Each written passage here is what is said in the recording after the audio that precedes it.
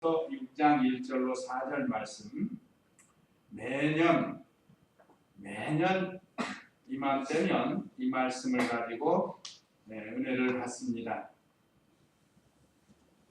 평소에도 우리가 잘해야 되지만 그래도 1년에 한 번 정도 우리가 부모를 생각하고 자녀를 생각하면서 우리가 이 말씀으로 은혜를 받아야 되겠습니다. 자, 오늘 오전 예배 말씀 요약 참조하시면 제목은 부모와 자녀의 도리입니다. 전체는 부모에 대한 자녀의 도리, 또 반대쪽에 전체는 자녀에 대한 부모의 도리, 이런 식으로 해서 우리가 부모로서 자녀로서 하나님의 말씀에 입각한 도리를 잘 해야 된다. 부모를 공경하는 방법, 부모를 잘 공경한 결과, 또 자녀에 대한 부모의 도리에서도 복된 자녀로 양육하는 방법과 자녀를 믿음으로 잘 양육한 결과를 통해서 우리도 이런 복된 가정들 되시도록 해야 되겠습니다. 그러면 1절 읽어보세요. 자녀들아, 주님 안에서 너희의 부모에게 순종하여라. 이것은 옳은 일이다. 예. 오늘 부모에 대한 자녀의 도리 1절에서 3절 중에 1절 첫 번째는 주 안에서 부모에게 순종하라. 이게 자녀가 부모에 대한 도리입니다. 주 안이라는 것은 가로 열고 말씀 안에서 하라는 게 말씀 안에서. 자, 자녀들아, 주님 안에서 너희의 부모에게 순종하여라. 우리가 10계명 중에 제5계명이 내 부모를 공경하라. 하나님께서 이스라엘 백성을 인도하시고 모세를 시내산에 불러서 10계명을 주셨는데 그 1년제 계명 중 첫 계명이 제5계명입니다. 1계명서 4계명은 하나님을 사랑하고 하나님을 섬기는 계명이라고 하면 5계명서 10계명은 사람과 사람이 서로 사랑하고 서로 잘 섬기는 법을 가르쳐 주었습니다. 그 중에 첫 번째가 바로 1년제 계명 중 첫 번째가 내 부모를 공경하라예요. 주 안에서 부모에게 순종하라. 공경은 조건이 없지만 순종은 주 안에서 하는 겁니다. 오늘 우리 주일학생한테도 얘기했지만 평소에 부모를 잘 순종하다가 오늘 주일날 얘야 오늘은 교회 가지 말아라 하고 부모가 말했다. 그럼 그 말을 부모를 공경해서 순종을 해야 되는가? 이게 걸린다. 그럴 때 주 안에서 말씀 안에서 순종해야 된다. 아무리 부모라 할지라도 아무리 대통령이라 할지라도 아무리 회장이라 할지라도 우리가 순종에 있어서는 주 안에서 말씀에 어긋나지 않는 한도에서 순종하는.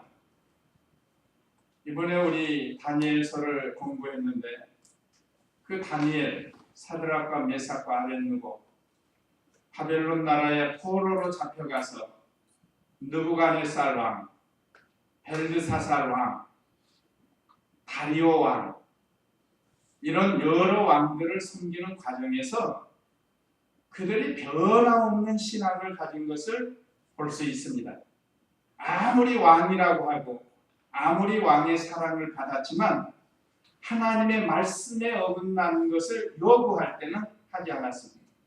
자, 우리가 잘 아는 것처럼 사드락과 메삭과 아벳느고에게는 이제 그들이 포로로 잡혀가서 왕의 진미와 그의 마시는 포도주로 자신들을 더럽히지 않도록 뜻을 정해서 통과를 한 거예요. 그래서 도지사가 됐습니다. 다니엘은 총리가 됐습니다.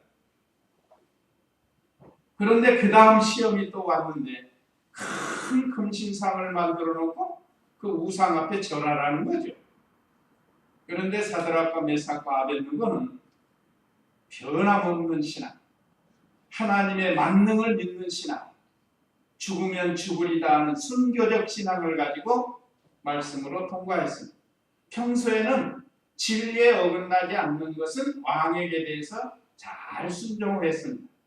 그러나 금신상에 절하라고 하니까 그건 할 수가 없죠. 이런 겁니다. 바로 주 안에서 순종하는 것이 바로 이런 거예요. 부모도 마찬가지. 다니엘에게 있어서는 30일 동안 기도하면 왕 외에 다른 신이나 어떤 사람에게 구하면, 말하자면 기도하면 사자굴에 집어넣는, 이건 순전히 다니엘을 잡으려고 이 악한 마귀에 이용당하는 그 시기하는 사람들이 법령을 만들어 가지고 다니엘을 잡으려고 한 겁니다. 우리가 배웠듯이 다니엘은 정치적으로나 도덕적으로나 윤리적으로나 물질적으로나 또 이성적으로 아무 꺼리낌이 없었다고 그랬습니다. 그거 가지고 잡아넣으려고 그랬더니 없어요. 소위 말하면 털어서 먼지가 안 난 거예요. 털어서 먼지 안 나는 사람이 어디 있겠는가 했지만 다니엘은 털어서 먼지가 안 났다는 거예요. 최고 검찰총장까지 했던 사람도 지금 그 이성 문제 때문에 지금 걸려가지고 얼마나 그 낭패를 당하고 있습니다. 그러니까 다니엘은 아무리 높은 지위에 있어도 왕의 사랑을 받아도 왕 외에 다른 신이나 어떤 사람에게 기도하면 죽인다는 금령을 내리지 않았습니다. 그래도 다니엘은 그 6장 10절 2절인데 그게 주 안에서 순종하는 거라. 한번 거기를 한번 읽어볼까요? 다니엘 6장 10절 읽어보세요.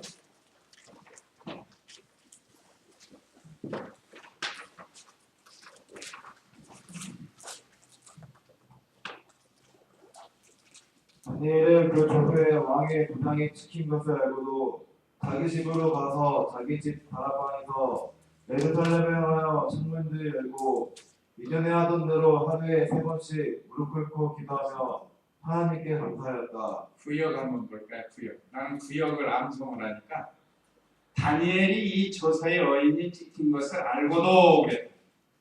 어인이 찍은 건 뭐죠? 왕 외에 누구에게 기도하면 사자굴에 집어넣는다는 거예요. 그걸 알고도 기도했다니까 이건 생명을 내어놓는 신앙입니다. 생명을 내어놓고 말씀을 지키는 거예요. 그 다음에 자기 집에 돌아가서는 전에 하던 대로 예루살렘을 향해서 열린 창에서 이건 말씀대로 한 겁니다.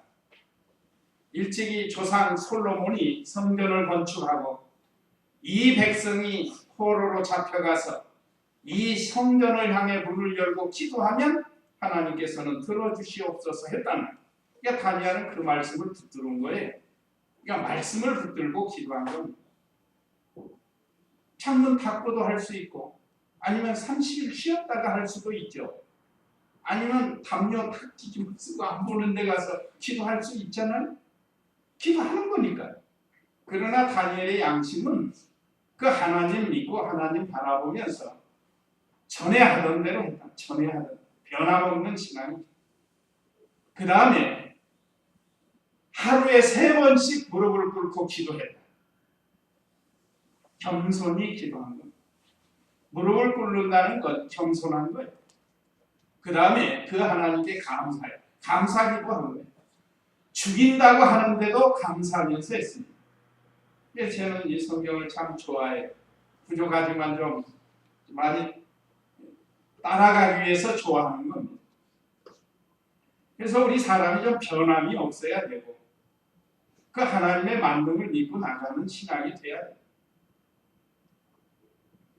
자, 이것이 주 안에서 부모에게 순종한 것처럼 군사부일체라고 했어요. 군사부일체. 왕이나 선생님이나 부모나 같은 레벨에서 공경하고 섬기는 거라. 그렇지만 순종에 있어서는 언제나 이렇게 주 안에서 해야 된다. 그러니까 누가 뭘 시켜도 이것이 말씀에 어긋나는 건지 안 어긋나는지 보면서, 그래서 말씀에 어긋나는 건 할 수 없다고 해야 되죠. 우리 조카 하나가 어디 취직을 했는데, 부천에서 병원에 취직을 했어. 근데 이 사람이 원장이 자꾸 이상한 걸 시키더래. 이중장부죠, 말하자면. 격리를 보는. 그러니까 도저히 거기서 양심상 못 있어서 그냥 그만뒀어요. 그러니까 아무리 윗사람, 스승이 뭘 시킨다 할지라도 이것이 말씀에 위배되면 그만둬야 된다는 얘기. 해서는 안 된다. 그것이 믿음을 지키는 겁니다. 그러니까 아무리 부모님이라도 자녀들에게 옳지 않은 거, 신앙적으로 옳지 않은 거예요. 뭐 어떤 부모가 뭐 도적질 해와라 막 그런 거 시키겠어요? 신앙적으로 옳지 않는 걸 요구할 때는 우리 주일학생한테 물었더래. 그랬더니 그 민철이가 뭐라고 그러는 거예요? 부모님에게 잘 말씀드려서 이해를 시켜야죠. 그렇게 대답을 하더라고요. 그 어린아이가 그 개구자이 같은 아이가 잘 모르는 줄 알았더니 그렇게 대답을 하는 거예요. 부모님께 잘 말씀드려서 이해를 시켜서 이 하나님 말씀을 순종해야 된다는 거예요. 그 말을 듣고 흐뭇했습니다. 자, 어쨌든 우리는 주 안에서 부모에게 순종하는 것이다. 또 너희 부모를 공경하라. 2절에 그랬죠. 내 아버지와 어머니를 공경하여라. 이것은 약속 있는 첫 계명이니 그랬습니다. 아까 말씀드린 대로 순종은 조건이 있지만 공경은 무조건입니다. 근데 날 낳아주셨고 날 길러주셨다. 자, 우리를 낳을 때 부모님은, 특별히 어머니는 우리를 낳을 때 사선을 넘나들면서 그래서 실제로 어린애 낳다가 세상 떠나는 엄마도 있어요. 제가 작년에든가 말씀드렸지만 우리 형수씨 한 분이 서울 그 중구 필동입니다. 필동 남산 밑인데 거기서 조카를 낳다가 인신 중독증이 걸려가지고 세상 떠났어요. 만약에 그 아이를 안 낳더라면 혹시 안 죽을 수도 있지만 그래서 아이 낳다가 죽는 거예요. 우리가 몰라서 그러지 자녀를 낳다가 죽는 경우도 있고 힘들어서 몸에 병이 생기는 경우도 있습니다. 그러니까 우리가 이미 세상 떠나신 분들은 할 수 없지만 살아계신 부모님이 나를 이렇게 세상에 낳아주셨구나. 그래서 공경을 해야 돼.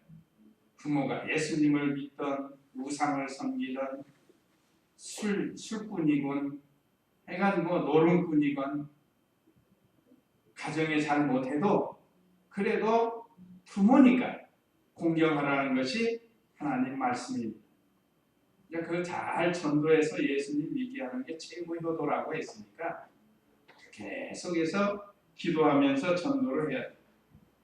또 아버지는 새벽부터 저녁 늦게까지 그 눈치 봐가면서 일해가지고 우리들을 먹여주고 입혀주고 가르쳐주고 이렇게 해서 우리가 성장했어. 내가 어디서 뚝 떨어져가지고 이렇게 자라는 거 아니니까 그 부모에 대해서 감사하는 마음, 공경하는 마음을 가져야 돼요.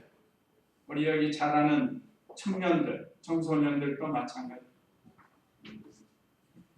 요즘 아이들은 너무 호강 속에서 크는데 너무 좋잖아요, 환경이. 그래도 또 불만 있는 사람들이 있어요. 그래도 불만하지 말고 불만보다는 감사가 좋은 겁니다. 감사하는 마음으로 오늘 여기 말씀에 근거해서 부모를 잘 공경하라. 그러면 부모를 공경하는 방법 첫째는 예수님을 믿고 더 잘 믿도록 하라는 것. 아까 이미 다 말씀을 드렸어요. 예수님 믿지 않으면 어디로 가는지 우리가 다 알잖아요. 이 세상에서 사는 건 이건 뭐 괜찮아요. 그래도. 그러나 지옥이라는 것은 이 세상에서 상상할 수 없는 고통스러운 것입니다. 우리가 예수님께서 거지 나사로와 부자를 통해서 지옥과 천국이 있는 걸 분명히 예수님이 가르쳐줬다고. 예수님. 우리는 그 말씀을 믿는 거예요. 그러니까 예수님 믿지 않으면 아무리 사랑하는 부모라 할지라도 지옥으로 가서 고통을 받는데, 뭐 날짜가 한없이 있는 게 아닙니다. 내일 일을 알 수 없는 게 우리 인생이라고. 그래서 아직도 부모님이 예수님을 믿지 않고 계신다고 하면, 또는 잘못된 종교에 빠졌다 할지라도 잘 복음을 전해서 돌아오게 만들어야죠. 돌아오게 해서 예수님 믿고 천당에 가도록 하는 것이 최고의 도전입니다. 또 복을 받아서 이미 예수님을 믿고 계시는 부모라고 하면 하늘나라에 가면 반드시 큰 자가 있고 작은 자가 있다는 거 우리가 배웠으니까 그 큰 자가 되도록 잘 믿도록 해주는 거죠. 잘 믿도록, 믿음 생활 잘 하도록 하는 거예요. 그 다음에 마음을 편안하게 해드리는 거예요.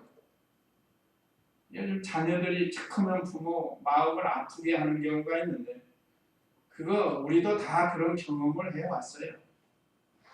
잘한다고 했지만 어떤 때는 부모의 마음을 아프게 했어요.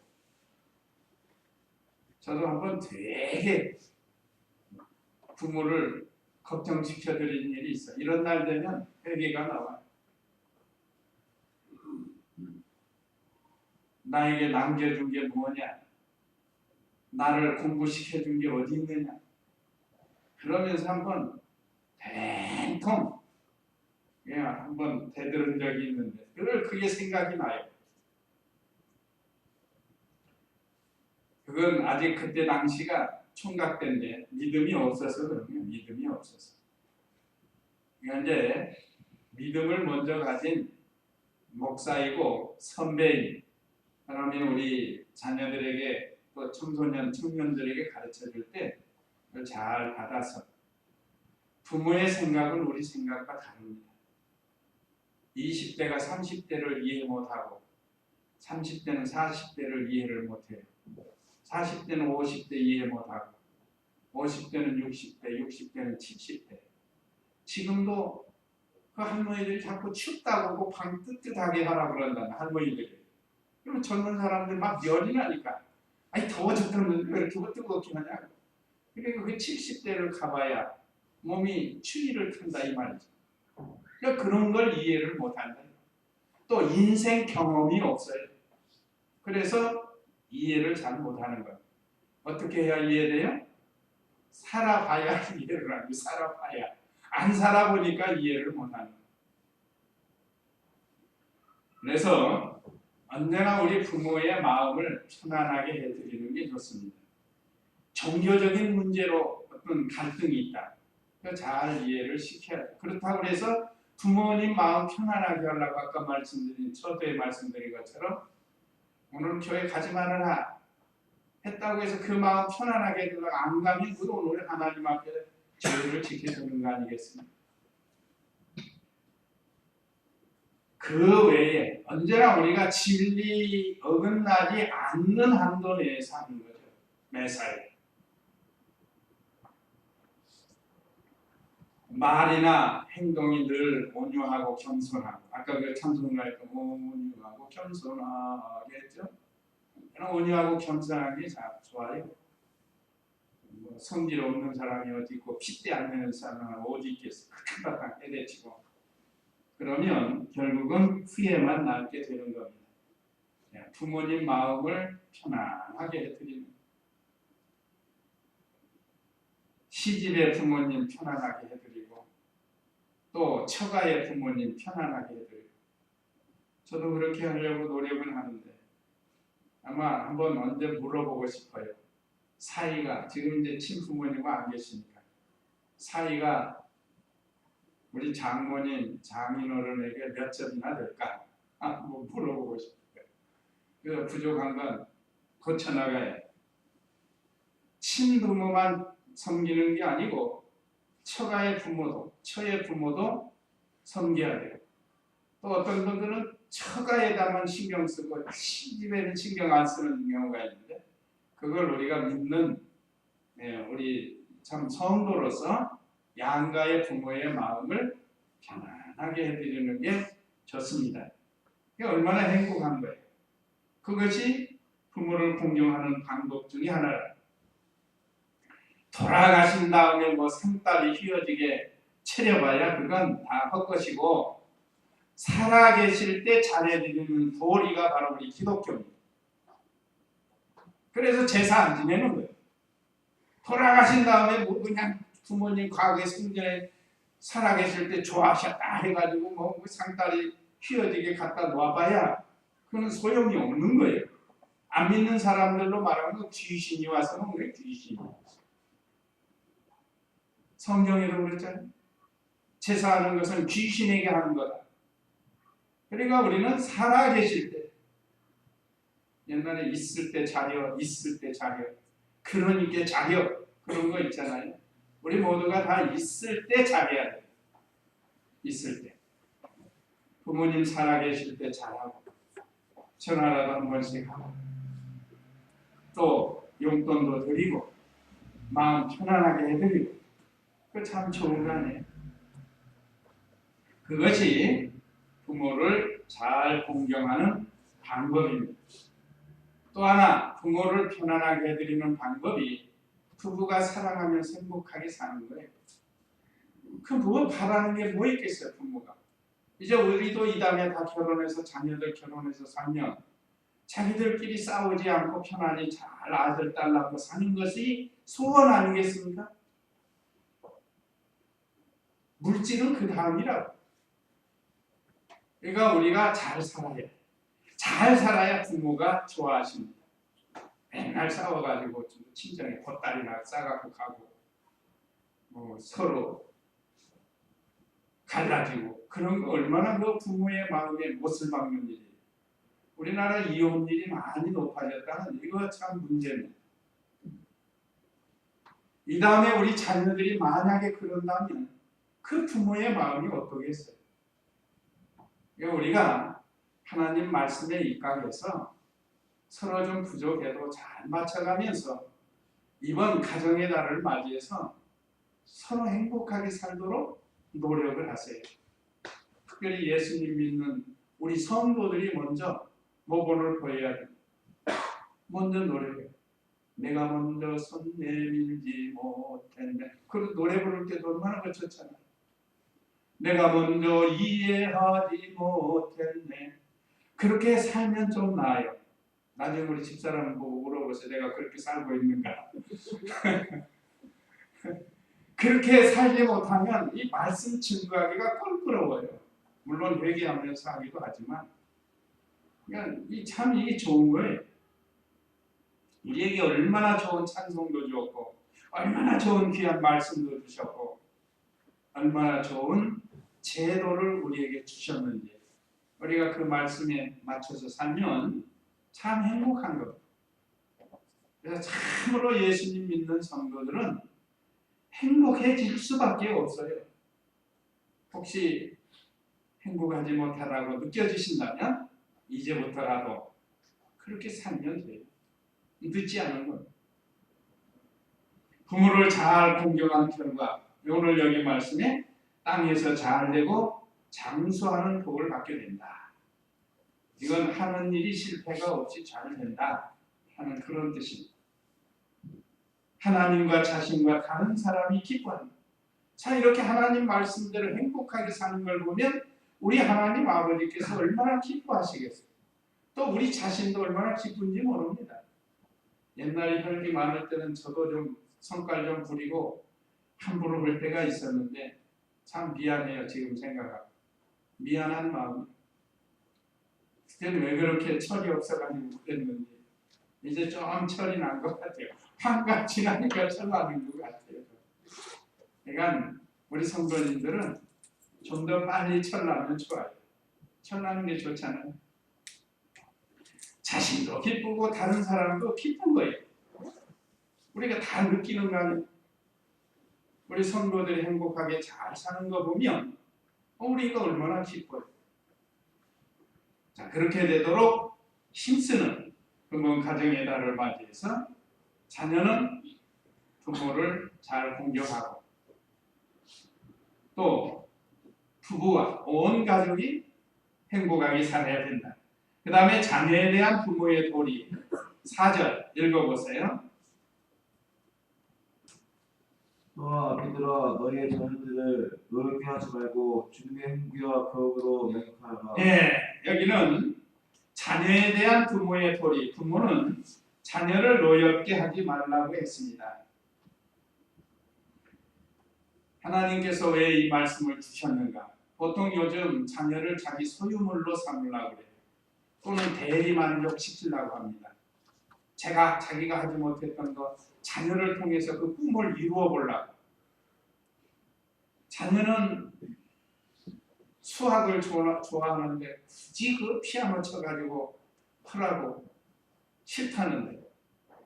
그러니까 우리 자녀 교육은 자녀들 잘 살펴보면 아이들이 재능이 있습니다. 재능. 하나님이 주신 재능이 있다고 해요. 그래서 그 유대인들의 천재 개념은 하나님이 각자에게 주신 재능을 말하는 거예요. 그게 이 천재 개념입니다. 우리나라는 남보다 더 뭐든지 잘하면 그게 천재인 줄 알고 생각한다. 그게 아니고 하나님이 태어날 때부터 그 아이에게 주는 천부적인 재능이 다 있어요. 그런데 다 잘하는 건 아닙니다. 예를 들어서 스포츠를 잘하는 아이가 있고 과학을 잘하는 아이가 있고 수학을 잘하는 아이가 있고 또 아이는 또 영어에 취미가 있고 야, 뭐하러 미국 놈들 말 배우냐? 이렇게 해가지고 영어 못하게 하면 이 다음에 이 사회생활에서 그 영어 괜히 자기가 미국 사람하고 관계가 안 좋아가지고 자녀들 영어 못하게 한다. 물론 사는 것 자체가 꼭 그것으로 사는 건 아니지만 아이들이 취미와 재능이 있다. 그걸 잘 살펴서 그걸 발전시켜주되 특별히 이 아이가 이걸 잘해서 이 다음에 믿음을 지킬 수 있는가 그걸 보면서 해야 돼요. 믿음을 지킬 수 있는가. 직업이 믿음을 못 지키는 직업이 있습니다. 믿음 못 지키는 직업. 그러니까 직업을 선택할 때도 이 아이가 이 다음에 장성해서 참 믿음을 잘 지킬 수 있는 직업이 뭔가 뭐 여러 가지가 있으니까요. 그렇게 해서 그 아이들을 잘 이끌어가야 돼요. 그게 양육이에요. 여기 오늘 말씀처럼 주님의 교양과 훈계로 양육하라 그랬죠. 주님이 우리에게 교육하는 또 때로는 책망하는 그래서 책망도 때로는 필요해요. 훈계라는 건 책망이라고 할 수 있잖아요. 아이가 분명히 잘못된 건데 내버려 두고 그냥 그거 실시하고 넘어가면 그 아이는 영 버릇없는 아이가 되고 만나 이거예요. 잘못된 것에 대해서는 처달도 하고 훈계를 하라고 했습니다. 그러니까 처달이라는 건 잘못된 것을 지적해주고 회초리로 때리는 거예요. 버릇을 고치는 거예요. 옛말에 잘 될 나무는 떡잎부터 알아본다고 그러잖아요. 그러니까 아이가 아직은 어리니까 어렸을 때 잡지 않으면 이 다음에 커서는 잡기가 어렵다. 한번 구부러진 나무는 반듯하게 잡으려면 어렵다 이거죠. 그래서 이 자녀를 노엽게 하지 않도록 그 대신 부당하게 억압하거나 구타하고 그러지 말라고. 우리나라 사람들은 법보다 주먹이 앞선다고 해가지고 조금 자녀도 자기 마음이 안 맞으면 다 컸는데도 따기 때리고 머리 때리고 그런 경우에 얼마나 그 자존심 상해. 아무리 부모라고 할지라도. 우리가 잘못된 거 있으면 불러서 이야기해서 이해를 시키고 맞을 일 했으면 그때 가서 때리는 거예요. 보통 그냥 확실히 한 방 먼저 때리고 보는 거예요. 그것이 자녀들을 노엽게 하는 것 중에 하나입니다. 대리만족하지 말고. 그러니까 아이 생각에 아이 생각. 그 인격, 내 소유물로 생각하지 말고 자녀도 하나의 인격체로 대접해 주는 거죠. 또 다른 사람과 지나치게 비교하면 안 돼요. 다른 사람. 물론 어떤 면에서는 비교할 수 있지만 뭐 우리 아이 그렇게 뭐 나쁘지 않는데 괜히 욕심내가지고 비교해가지고 그러면 아이들이 싫어하는 요즘 지금 아이들은 상당히 빨라졌어요. 보니까 신체도 빨라지고 생각도 빨라졌어요. 아이들이. 옛날에는 미운 7살이라고 했죠. 이번에 보니까 미운 4살, 5살이 유아실에 좀 있어 보니까 그 4살, 5살 먹은 애 얼마나 미운 짓 많이 하는지 몰라요.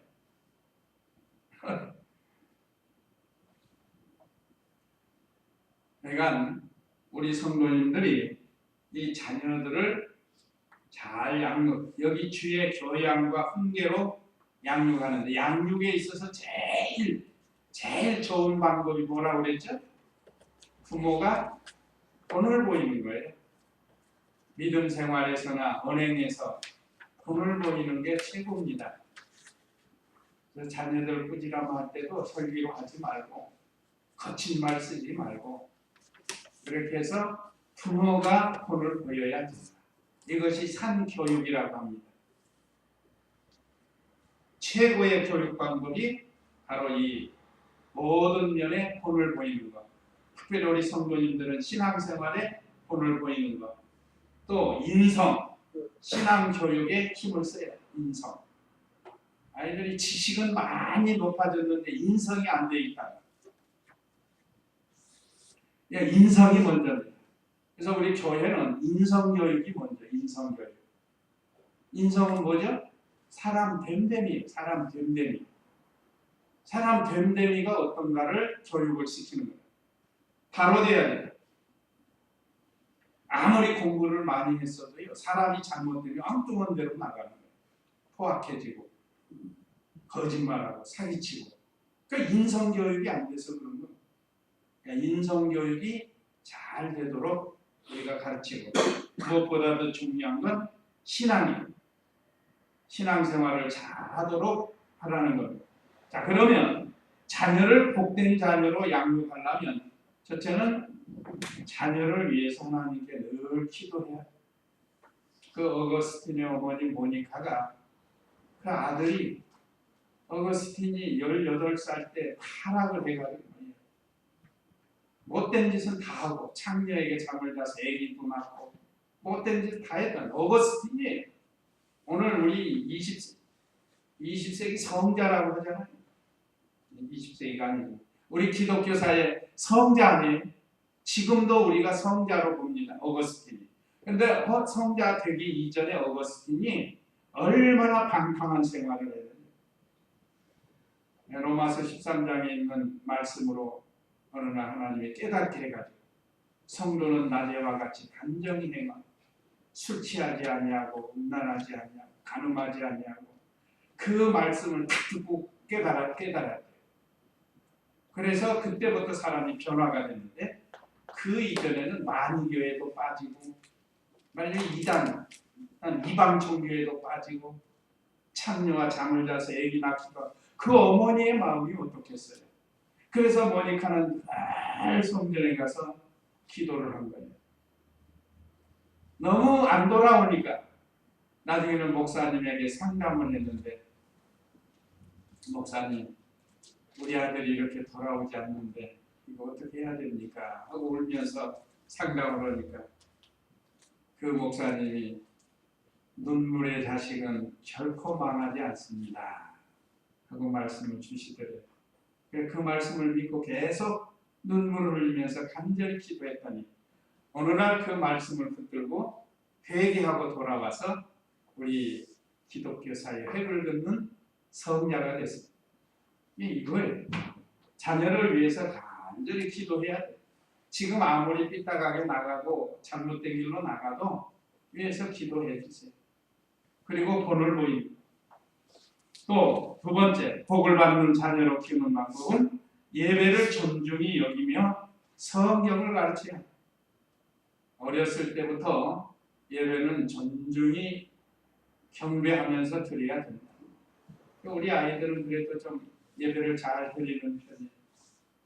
어려서부터 예배 중심 생활이 되게 하고, 그건 우리 자신이 먼저 예배 중심이 돼야지. 그 다음에 성경을 많이 가르치려면 배우고 가르쳐야 돼. 그러면 그 아이들이 이 다음에 늙어서도 그 말씀을 떠나지 않는다고 그랬죠. 잠언에.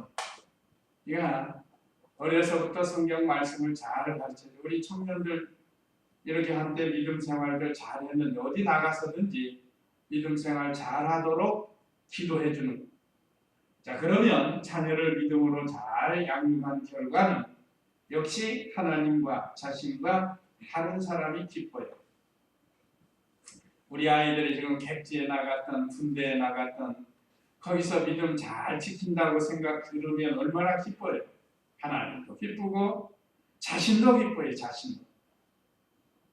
부모 곁에 떠나서 안 보인다고 해서 함부로 자기 마음대로 말씀 떠나서 생활하고, 그거는 하나님이 기뻐하시는 일이 아닙니다. 언제나 하나님 앞에서 하나님 섬기면서 살아야 하나님이 주시는 복을 받는다. 두 번째는 하나님께서 주시는 칭찬과 상을 받는 것. 자녀들도 반드시 말씀대로 살면 하나님이 칭찬해 주시고 상을 주신다고 했으니까 우리가 이 말씀을 기억해서 우리 부모된 우리 성도들이 자녀들을 하나님의 말씀으로 이렇게 잘 양육해서 자녀도 잘 되고 우리도 잘 되고, 반대로 우리 자녀들은 또 부모에 대한 이 도리를 바로해서 하나님을 기쁘시게 해드리고 자신도 기쁘고 다른 사람에게도 기쁨을 주고 하나님이 주시는 복을 받는 우리 모두가 다 잘 돼야 되겠습니다. 이제 이 말씀 기억하시고 우리 잠시 다 같이 기도하겠습니다.